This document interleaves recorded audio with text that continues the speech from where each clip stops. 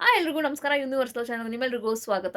Guys, actually ಗೆಲ್ಲಬೇಕಾಗಿದ್ದು Ashwini madam ಅಂತ big boss miss ಆಗಿ favouritism ಮಾಡಿ ಗಿಲ್ಲಿಂಗ್ ಗೆಲ್ಲಿಸ್ಬಿಟ್ಟಿದ್ದಾರೆ ಅಂತ ಬಿಗ್ ಬಾಸ್ ಅವರು. ಇದು ನಾನು ಹೇಳ್ತಲ್ಲ, ಅಶ್ವಿನಿ ಮೇಡಮ್ ಅವರು ಹೇಳ್ತಾ ಇರೋದು. ಅಶ್ವಿನಿ ಮೇಡಮ್ ಅವರು ಓಟ್ ಬಂದಿರೋದು ನೋಡಿದ್ರೆ ಅದ್ರ ಹತ್ರನೂ ಇಲ್ವಂತೆ ಗಿಲ್ಲಿ ಓಟ್ಸು. ಅಯ್ಯೋ, ಅಶ್ವಿನಿ ಮೇಡಮ್ ಅವ್ರು ಹೆಂಗೆ ಡಾಗ್ ಸತೀಶ್ ಅವ್ರ ತಂಗಿ ಆಗ್ತಿದ್ದಾರೆ, ಕೆಡಬೊಂಬರ್ ತಂಗಿ ಆಗ್ತಿದ್ದಾರೆ, ನನಗೆ ಅರ್ಥ ಆಗ್ತಾ ಇಲ್ಲ. ಏನಾಯಿತು? ಒಳಗಡೆ ಎಲ್ಲ ಚೆನ್ನಾಗೇ ಇದ್ರು, ಇತ್ತೀಚೆಗೆ ಈಗ ಏನಾಯಿತು ಹೊರಗಡೆ ಬಂದಮೇಲೆ ಅಂತ ಗೊತ್ತಾಗ್ತಿಲ್ಲ. ಏನಾಗಿದೆ, ಏನು ಕತೆ ಅಂತ ನನಗೆ ಹೇಳ್ತಾ ಹೋಗ್ತೀನಿ, ಬನ್ನಿ. ಮೊದಲಿಗೆ ಅಶ್ವಿನಿ ಮೇಡಮ್ ಅವರು ಆಚೆ ಬಂದಾಗೂ ಚೆನ್ನಾಗೇ ಇದ್ರು. ಅವ್ನಿಗೆ ಗಿಲ್ಲಿಗೆ ಟ್ರೋಫಿ ಕೊಡ್ತಾರೆ.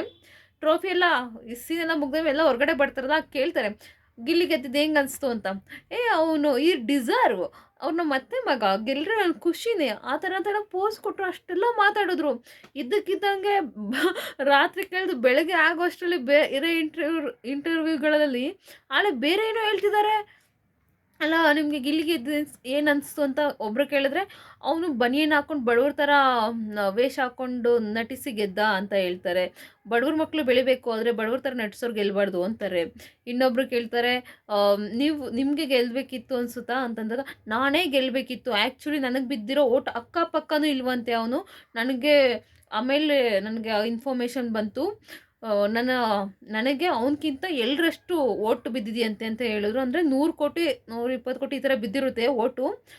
ಅಂದರೆ ಅವನಕ್ಕಿಂತ ಜಾಸ್ತಿ ಬಿದ್ದಿದೆ, ಮಿಸ್ ಆಗಿ ಅವನನ್ನ ಗೆಲ್ಸಿದ್ದಾರೆ. ನನಗೆ ಆ ವಿಷಯ ಗೊತ್ತಾಗಿದೆ, ಬಟ್ ನಾನು ಎಲ್ಲೂ ಇದು ಮಾಡೋಕ್ಕೆ ಹೋಗಿಲ್ಲ ಅಂತ ಎಲ್ಲ ಈ ಥರ ಹೇಳಿದ್ದಾರೆ. ಅಂದರೆ ನಮಗೆ ಗೊತ್ತಿಲ್ಲ ಗುರು, ನಮ್ಮ ಕರ್ನಾಟಕ ಜನತೆ ಗಿಲ್ಲಿಗೆ ಇಷ್ಟು ಸಪೋರ್ಟ್ ಮಾಡ್ತಿದ್ದಾರೆ ಅಂದರೆ ಅಶ್ವಿನಿ ಮೇಡಮ್ಗೆ ಅಷ್ಟೊಂದು ಓಟ್ ಎಲ್ಲಿಂದ ಬಂತು? ಅಲ್ಲ, ಅವ್ರಿಗೆ ಹೇಳೋದಕ್ಕೆ ಯಾವ ಲೆಕ್ಕಾಚಾರದಲ್ಲಿ ಹೇಳ್ತಿದ್ದಾರೆ ಅಂತ ಅವ್ರಿಗೆ ಗೊತ್ತಿಲ್ಲ. ಅಲ್ಲ ಅವ್ರಿಗೆ ಅಶ್ವಿನಿ ಮೇಡಮ್ ಹೇಳ್ದವ್ರು ಯಾರು ಈ ಸುದ್ದಿನ? ನಿಮಗೆ ಗಿಲ್ಲಿಗಿಂತ ಜಾಸ್ತಿ ಓಟ್ಸ್ ಬಂದಿದೆ ಅಂತ ಹೇಳಿದ್ರೆ ಮೋಸ್ಟ್ಲಿ ಬಿಗ್ ಬಾಸ್ ಟೀಮ್ ಹೇಳಿರ್ತಾರೆ. ಅಂದರೆ ಅಶ್ವಿನಿ ಮೇಡಮ್ನ ಸಮಾಧಾನ ಮಾಡೋಕ್ಕೋಸ್ಕರ ಈ ಥರ ಹೇಳಿರ್ಬೋದು. ಅಲ್ಲ, ಅವ್ರಿಗೆ ಹೇಳೋಕ್ಕಾದ್ರೂ ಒಂಚೂರು ಏನು ಬೇಡವಾ? ಈ ರೇಂಜ್ಗೆ ಸುಳ್ಳು ಹೇಳೋದು. ಅಲ್ಲ, ಅಶ್ವಿನಿ ಮೇಡಮ್ ಅದನ್ನೇ ನಿಜ ಅಂತ ಅಂದ್ಕೊಂಡು ಈ ರೇಂಜ್ಗೆ ಇಲ್ಲೆಲ್ಲ ಬಂದು ಪಾಪ ಬಡ್ಕೊಳ್ತಿದ್ದಾರೆ, ಮಾನಸಿಕ ಆಗೋಗಿದ್ದಾರೆ ಅಂತಲೇ ಹೇಳ್ಬೋದು.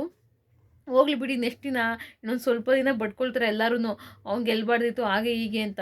ಆಮೇಲೆಲ್ಲ ಅವರಷ್ಟು ಸುಮ್ಮನಾಗಿ ಹೋಗ್ತಾರೆ. ಇನ್ನು ಬಿಗ್ ಬಾಸ್ ನೆಕ್ಸ್ಟ್ ದಿನ ಇನ್ನೊಂದು ತಿಂಗಳು ಹಂಗೋ ಹಿಂಗೋ ಬಡ್ಕೊಳ್ತಾರೆ, ಆಮೇಲೆ ಸುಮ್ಮನಾಗಿ ಹೋಗ್ತಾರೆ. ಅದು ಇದು ಅವ್ರವ್ರ ಕೆಲಸ ಎಲ್ಲ ಅವ್ರು ತೊಡಗಿಸ್ಕೊಳ್ತಾರೆ, ಆಮೇಲೆ ಸುಮ್ಮನಾಗ್ತಾರೆ. ಅಲ್ಲ, ಹೇಳೋದಕ್ಕೂ ಒಂದು ಲಿಮಿಟ್ ಬೇಡವಾ ಗುರು? ಈಗ ನೋಡಿದ್ದಾರೆ ಜನಗಳು ಹೆಂಗೆ ಅವನಿಗೆ ಎಷ್ಟು ಸಪೋರ್ಟ್ ಮಾಡ್ತಿದ್ದಾರೆ, ಹೊರಗಡೆ ಬಂದಮೇಲೆ ಅವ್ನು ಹೆಂಗೆ ರ್ಯಾಲಿ ಮಾಡ್ತಿದ್ದಾರೆ ಎಲ್ಲ ಗೊತ್ತಿದೆ. ಬಟ್ ಆದರೂ ಅದು ಯಾಕೆ ಕಾನ್ಫಿಡೆನ್ಸಲ್ಲಿ ಹೇಳ್ತಾರೆ ಗುರು? ನಿಜ, ಅವರು ಆ ಕಾನ್ಫಿಡೆನ್ಸ್ಗಳನ್ನ ಮೆಚ್ಚಲೇಬೇಕು ಎಲ್ಲರೂ ಕೂಡ. ನನಗೆ ನಗು ಬರುತ್ತೆ. ಒಬ್ಬೊಬ್ಬರು ಒಂದೊಂದು ಥರ ಆಡ್ತಾರೆ ಗುರು ಹೊರಗಡೆ ಬಂದಾದಮೇಲೆ. ಒಂಥರ ಚೆನ್ನಾಗಿದೆ. ನೋಡೋಣ ಇನ್ನು ಎಷ್ಟು ದಿನ ಯಾರ್ಯಾರು ಹೆಂಗೆ ಹೇಳ್ತಾರೆ. ಒಂದ್ಸಲ ಇವ್ರು ನೋಡಿದ್ರೆ ನಂಗೆ ನಗು ಬರುತ್ತೆ. ಯಾರು ಕ್ಯಾಡಬಾಂಬ್ ಸತೀಶ್ ಅವರು ಒಂಥರ ಬಡ್ಕೊಳ್ತಾರೆ, ಹೇಳ್ತಾರೆ ಅವ್ನು ಅಕಸ್ಮಾತ್ ಅವ್ನು ಗೆದ್ಬಿಟ್ರೆ ಅವ್ನು ಕಾಲು ಸಂದಿ ನುಸ್ಬಿಡ್ತೀನಿ ಅಂತಾರೆ. ಈಗ ನೋಡಿದ್ರೆ ಪತ್ತೆನೇ ಇಲ್ಲ, ಅವ್ರಿಗಿದ್ದೇ ಇಲ್ಲ. ಅವಾಗ ನೋಡಿಬಿಟ್ರೆ ಅವನು ಸೋತೇ ಬಿಟ್ಟ, ಪಾರ್ಟಿ ಮಾಡಿಬಿಡ್ತೀನಿ, ಆ ಪಾರ್ಟಿ ಮಾಡಿಸ್ತೀನಿ, ಅವ್ನು ಸೋತ್ಬಿಟ್ರೆ ಈ ಪಾರ್ಟಿ ಮಾಡಿಸ್ಬಿಡ್ತೀನಿ ಅಂತ ಎಲ್ಲ ಹೇಳಿದ್ರು. ಅವ್ನು ಗೆದ್ದುಬಿಟ್ಟಿದ್ದಾನೆ, ಗೆದ್ದಾದ್ಮೇಲೆ ಕಾಲು ಸಂದಿ ನುಸಿತೀನಿ ಅಂತಲೂ ಹೇಳಿದರು. ಈಗ ಯಾವುದೂ ಮಾಡಿಲ್ಲ ಅವರು. ಸೊ ಅವ್ರು ಮರ್ತೋಗಿರ್ತಾರೆ ಅನ್ಸುತ್ತೆ, ಅವ್ರ ಗಳಿಗೊಂಥರ ಹೇಳ್ತಿರ್ತಾರೆ. ಇದ್ರ ಬಗ್ಗೆ ನಿಮ್ಗೇನು ಅನಿಸಿಕೆ ಅಂತ ದಯವಿಟ್ಟು ಕಮೆಂಟ್ ಬಾಕ್ಸಲ್ಲಿ ಕಮೆಂಟ್ ಮಾಡಿ. ಅಶ್ವಿನಿ ಮೇಡಮ್ ಹೇಳಿದ್ದು ನಿಜನಾ? ಇರ್ಬೋದಾ? ಅಕಸ್ಮಾತ್ 100 ಕೋಟಿ ಬಿದ್ದಿರ್ಬೋದಾ ಅಶ್ವಿನಿ ಮೇಡಮ್ ಅವ್ರಿಗೆ? ನಿಮ್ಗೇನು ಅನಿಸುತ್ತೆ ಅಂತ ದಯವಿಟ್ಟು ಕಮೆಂಟ್ ಬಾಕ್ಸಲ್ಲಿ ಕಮೆಂಟ್ ಮಾಡಿ. ಪೂರ್ತಿ ವೀಡಿಯೋ ನೋಡೋದಕ್ಕಾಗಿ ಧನ್ಯವಾದಗಳು. Thank you.